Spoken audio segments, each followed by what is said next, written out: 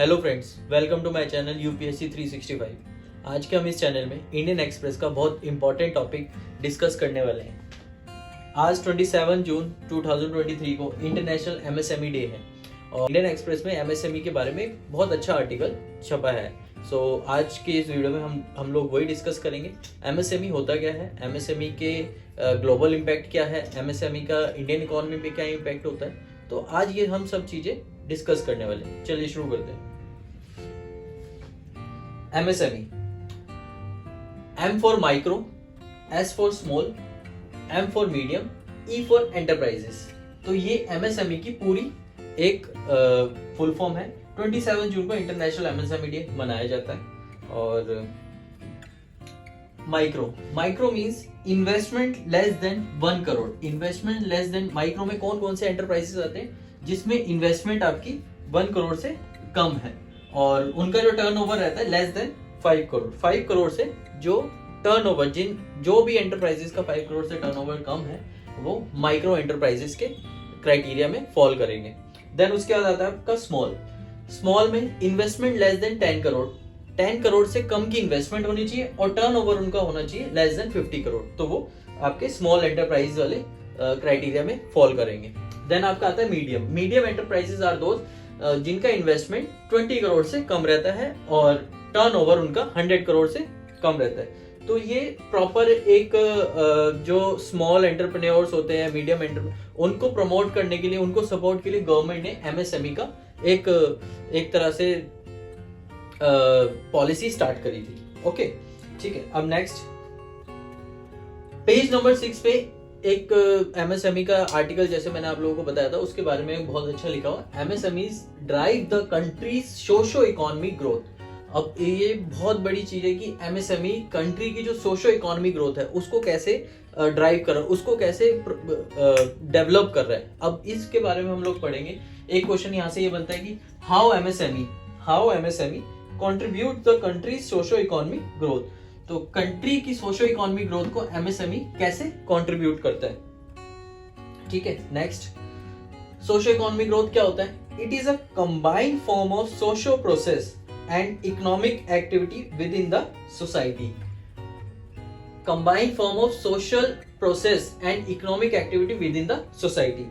Socio economic growth की एक ये प्रॉपर, बहुत आसान सी और सरल सी भाषा में मैंने आपको ये समझा दिया है। ठीक है। ये इधर एक तरह से सोसाइटी बनाई हुई है, एक साथ मिल के इकोनॉमी को प्रमोट कर रहे हैं। तो ये सोशो इकोनॉमी का आपका कंसेप्ट हो गया। ठीक है। उसके बाद एमएसएमई के जो क्लासिफिकेशन है वो 2 टाइप्स में होता है। पहला, मैन्युफैक्चरिंग एंटरप्राइजेस। मैन्युफैक्चरिंग एंटरप्राइजेस वो होते हैं जिसमें सारी मैन्युफैक्चरिंग यूनिट्स फॉल करती है। ठीक है। देन उसके बाद सर्विस एंटरप्राइज। सर्विस एंटरप्राइज में क्या होता है? जो एंटरप्राइजेस सर्विस प्रोवाइड करती है। जैसे आपका मैं बात करूं कि जो भी इलेक्ट्रॉनिक डिवाइसेस आपके खराब हो जाते हैं और उसके लिए एक छोटा सा उन्होंने आउटलेट ओपन कर रखा है, तो वो एक तरह से सर्विस एंटरप्राइजेस में आ जाएगा कि आपको वो सर्विस प्रोवाइड करा रहे हैं। ठीक है। Next, they play significant role in the global socio economy. अच्छा, एमएसएमई ग्लोबल सोशो इकोनॉमी में बहुत बड़ा रोल प्ले करता है। ड्राइविंग इकोनॉमिक ग्रोथ, इकोनॉमी को बहुत ज्यादा बूस्ट करता है। Second, fostering innovation. छोटे छोटे आइडियाज, उसको हम बड़ा कैसे बनाएं, उनको एंटरप्रेन्योर्स को उनको कैसे सपोर्ट करें।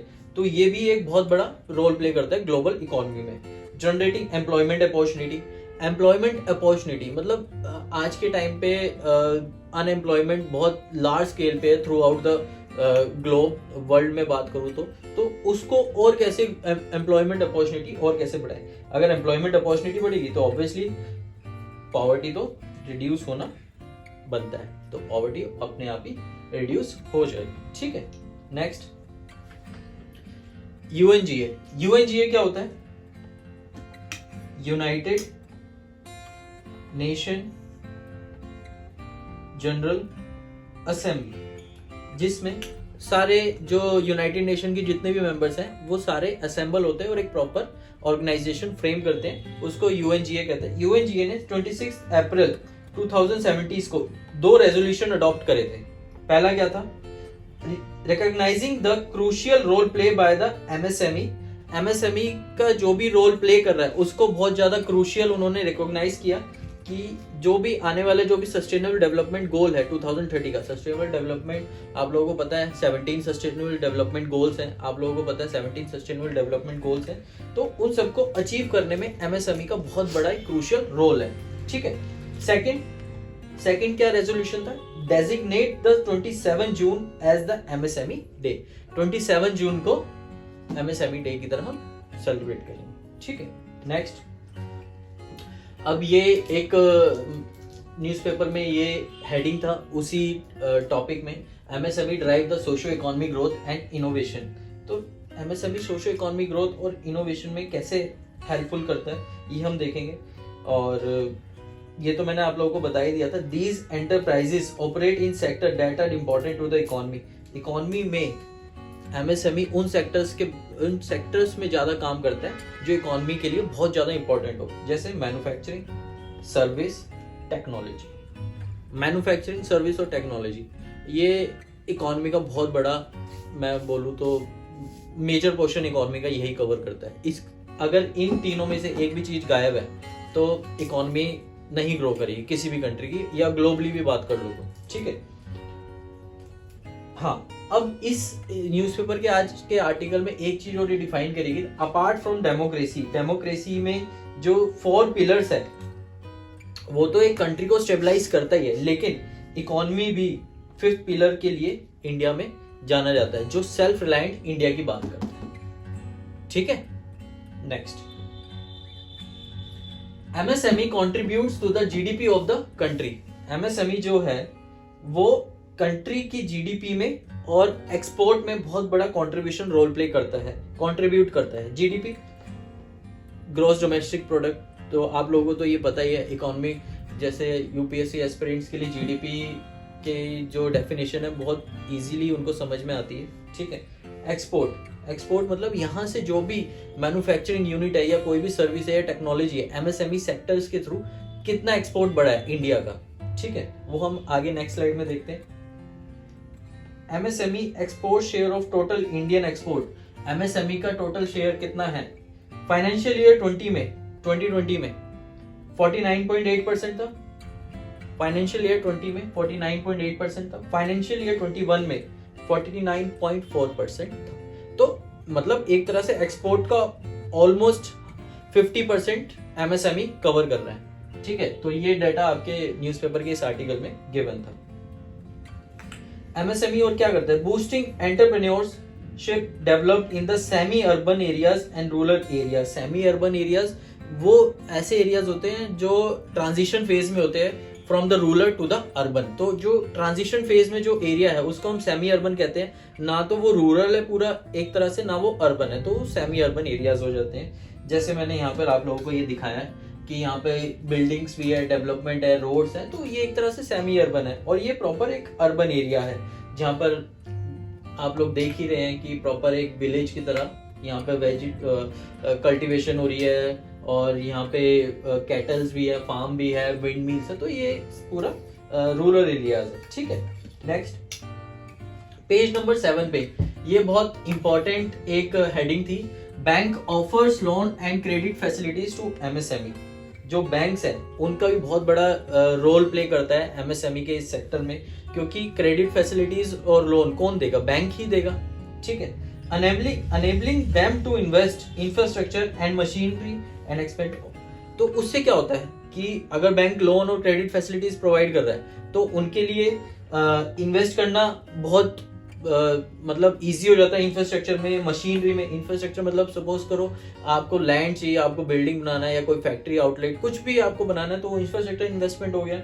मशीनरी, उसमें आप जो भी प्रोडक्शन लाइन है तो उसमें क्या क्या मशीनरी यूज हो रही है उसके लिए, और एक्सपेंड ऑपरेशंस, उसको और लार्ज स्केल पे आप लोग कैसे एक्सपेंड कर सकते हैं। तो बैंक का बहुत मेजर रोल होता है एमएसएमई के सेक्टर में। अब यूएन ने क्या बोला, यूएन ने क्या बोला, बाय 2030 वर्ल्ड को 600 मिलियन जॉब्स की रिक्वायरमेंट है। 2030 तक, जब तक हम सस्टेनेबल डेवलपमेंट गोल्स हमारे अचीव करेंगे हम लोग, तब तक 600 मिलियन जॉब्स की रिक्वायरमेंट है through out the world. UN ने ये स्टेटमेंट पास करी है, और इस वजह से यूएन किस पे फोकस कर रहा है, एमएसएमई। ठीक है, next slide. Banking sector play crucial role. अब मैंने आप लोगों को बताया था बैंकिंग सेक्टर कैसे बहुत बड़ा रोल प्ले करता है। ये बैंक है, ठीक है, सपोज करो ये बैंक है, मैंने फोटो लगा दी है। तो बैंक क्या प्रोवाइड करता है? लोन फैसिलिटी प्रोवाइड करता है बैंक, ठीक है। बैंक क्या प्रोवाइड कर रहा है? लोन फैसिलिटी प्रोवाइड कर रहा है। लोन फैसिलिटी किसको प्रोवाइड कर रहा है? एमएसएमई को, ठीक है। तो उससे क्या हो सकता है? वो इन्वेस्ट कर सकता है, अभी बात करी थी मैंने, मशीनरी में और इंफ्रास्ट्रक्चर में, ऑपरेशंस को एक्सपेंड करने में, ठीक है। नेक्स्ट, इंडियन एमएसएमई इकोनॉमी में क्या रोल प्ले करता है? जो बैंक्स है, इंडिया के जो बैंक्स है, वो इंडियन गवर्नमेंट के साथ कोलैबोरेट कर रहे हैं, ठीक है। इंडियन गवर्नमेंट के साथ क्या कर रहे हैं? कोलैबोरेट कर रहे हैं। और क्या उनसे कोलैबोरेशन करने के बाद क्या रिजल्ट आ रहा है? एक स्कीम इंडियन गवर्नमेंट ने इंट्रोड्यूस करी है, credit guaranteed fund trust for micro and small enterprises. तो ये स्कीम है जिसको हम CGFTMS भी कहते हैं, ठीक है। तो ये ऐसी पॉलिसीज इंडियन गवर्नमेंट और बैंक्स दोनों कोलैबोरेशन में आके ऐसी पॉलिसीज को इंट्रोड्यूस कर रहे हैं, ठीक है। Credit guarantee fund trust for micro and small, इसमें क्या क्या रहता है? Collateral free loan. Collateral free loan क्या होता है? आपको किसी भी चीज को गारंटी नहीं रखना है, ना प्रॉपर्टी को या किसी भी चीज को, मतलब आपको इजीली लोन अवेलेबल है। Reduce risk factor for the banks के लिए रिस्क फैक्टर बहुत कम हो जाता है क्योंकि इसमें गवर्नमेंट इन्वॉल्व है, गवर्नमेंट की वजह से।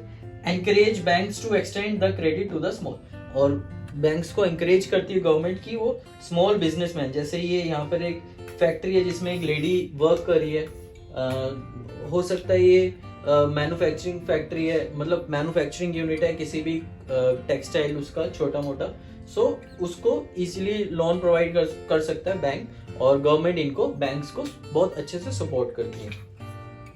अनदर इनिशिएटिव, प्रधानमंत्री मुद्रा योजना। प्रधानमंत्री मुद्रा योजना में क्या है? आपको लोन मिल जाता है 10 लाख तक, ठीक है।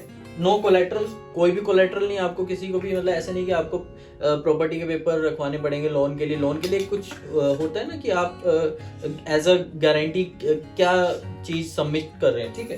तो इजी क्रेडिट, और इजीली क्रेडिट मिल जाता है, ठीक है। बैंक्स एक तरह से एडवाइजरी रोल भी प्ले करते हैं एमएसएमई सेक्टर में। वो आपको सर्विसेज के बारे में बताएंगे, आपको जो भी आपका बिजनेस मॉडल है उसमें आपको हेल्प करेंगे।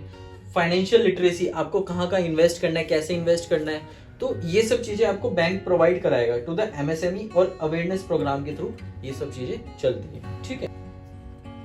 इंडिया में जो बैंक्स है वो ब्रिज की तरह रोल प्ले करते हैं, और ब्रिज किसका? जो फाइनेंशियल गैप है। फाइनेंशियल गैप मींस कि आपको लोन फैसिलिटीज वगैरह चाहिए, ठीक है, क्रेडिट फैसिलिटीज चाहिए, तो वो इसमें इंडिया में बैंक्स प्ले करते हैं, और उसकी वजह से क्या होता है? एमएसएमई को बहुत ज्यादा स्ट्रेंथनिंग प्रोवाइड होती है, मतलब एमएसएमई सेक्टर बहुत अच्छा, उनका फाउंडेशन काफी अच्छा हो जाता है, तो जिसकी वजह से वो इजीली ग्रो करते हैं। अगर एमएसएमई ग्रो करेगा तो ऑब्वियस है कि इंडियन इकोनॉमी भी ग्रो करेगी, ठीक है। तो उसमें क्या रहता है? सोशल डेवलपमेंट इजीली रहता है, जॉब अपॉर्चुनिटी रहते हैं अगर एमएसएमई सेक्टर काफी मजबूत है, फाउंडेशन उनका अच्छा है, सपोर्ट अच्छा है उनका, ठीक है। और प्रमोट इनोवेशन ग्लोबली, कोई भी एक इनोवेटिव आइडिया है, टेक्नोलॉजी है, तो उसको ग्लोबली भी प्रमोट करने में काफी हेल्प करता है बैंक्स, ठीक है। और बैंक्स को जो ये सपोर्ट है वो कहाँ से मिलता है? इंडियन गवर्नमेंट को। तो पूरा कोलैब करके ये एमएसएमई सेक्टर को बहुत अच्छे से सपोर्ट कर रखा है, ठीक है। और ये आज के न्यूज़पेपर्स की कुछ कटिंग है, ये इंटरनेशनल एमएसएमई, ठीक है। और ये मैंने कटिंग लगा रखी है, ठीक है, आप लोग देख सकते हैं, न्यूज़पेपर को पढ़ सकते हैं इजीली, और कोई भी डाउट हो तो आप कमेंट सेक्शन में बता सकते हैं, ओके।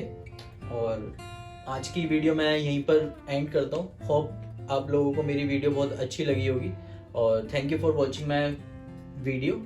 और डेली बेसिस पे मैं ऐसे ही इम्पोर्टेंट आर्टिकल्स जो होंगे इंडियन एक्सप्रेस के, वो मैं आपके साथ शेयर करूंगा through my video channel, YouTube channel. और थैंक्स फॉर वॉचिंग, सब्सक्राइब करें, लाइक करें और शेयर करें। Thank you, have a nice day.